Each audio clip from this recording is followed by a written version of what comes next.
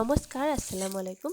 আজি মই দালি পিঠা আৰু ফিছ হিটকাৰি বনাম। তাৰ বাবে মই ফিছ হিটকাৰিৰ বাবে পিঁয়াজটো ভাজি ল'লোঁ। মাছৰ মূৰৰ কাঢ়ি এখন পিঁয়াজটো ধুনীয়াকৈ ভাজি ল'লোঁ। ইয়াত মই টমেটো কেটচাপ দিম, আপোনালোকে বিলাহী দিলেও দিব পাৰে। মছলাৰ ভিতৰত জিৰা গুড়ি, জালুকৰ গুড়ি, ফিছ মছলা গোটেইখিনি দি আৰু সৰিয়হ পেষ্ট দি দিছোঁ। সৰিয়হ আপোনালোকে যদি দিব নিবিচাৰে নিদিলেও হ'ব, বিলাহীৰে ধুনীয়াকৈ বনাব পাৰিব। আলু কাটি দিব এটা, মই এটা আলু কাটি দিছিলোঁ। এয়া ধুনীয়াকৈ এইখিনি লাৰিম। এইফালে মই দালি পিঠাৰ বাবে দালিটো ৰাতি তিয়াই থৈছিলোঁ। চাৱা হওকচোন বাৰু দালিটো কেনেকুৱা হৈছে। ধুনীয়াকৈ ফালি যায়, তিয়াই থ'লে পিচিবলৈ সহজ হয়। এইখিনি ধুনীয়াকৈ লাৰি দিছোঁ। মই মাছৰ মূৰখিনি 10 মিনিটৰ বাবে মেৰিনেট কৰি থৈছিলোঁ, হালধি নিমখ সানি।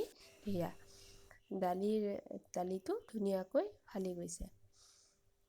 এয়া চাওকচোন, ধুনীয়াকৈ দালিটো ফালি গৈছে। সেইফালে মই মাছৰ মূৰখিনিও বহাই দিলোঁ, দৌৰা-দৌৰি দেখুওৱা নহ'ল।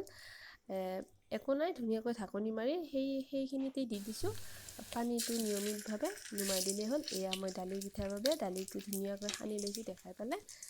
এয়া মই এটা এটাকৈ ইয়াত বহাই দিম, ধুনীয়াকৈ চাই যাব। বহুত টেষ্টি হয়।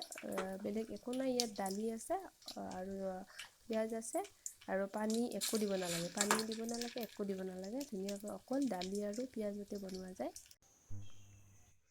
এয়া ফিছ হিটকাৰি ৰেডি হৈ গ'ল।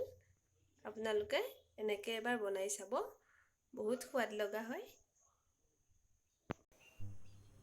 এয়া চাওক, মাছৰ মূৰখিনি ধুনীয়াকৈ ভাঙি গৈছে। গোটেই ভাঙি যোৱা নাই, কিন্তু ধুনীয়াকৈ ঢিলা হৈছে। মছলাখিনিৰ লগত ধুনীয়াকৈ মিলিছে। আপোনালোকে এনেদৰে বনাই চাব, বহুত টেষ্টি হয়। আৰু মাছটো তেল থকা যিহেতু তেলাল মাছ হয়, সেইবাবে ধুনীয়াকৈ তেলটো বিৰিঙি উঠিছে শেষত। এয়া এইফালে আমাৰ দালি পিঠাও ৰেডি হৈ গ'ল, বহুত টেষ্টি হৈছিল। আপোনালোকে এনেদৰে বনাই চাব। এইফালে ফিছ হিটকাৰি ৰেডি হৈ গ'ল, এইফালে দালি পিঠা। আপোনালোকে যদি মোৰ ৰেচিপিবোৰ ভাল পায়, চেনেলটো ছাবস্ক্ৰাইব কৰিব, নতুন ভিডিঅ'বিলাক পাই থাকিব।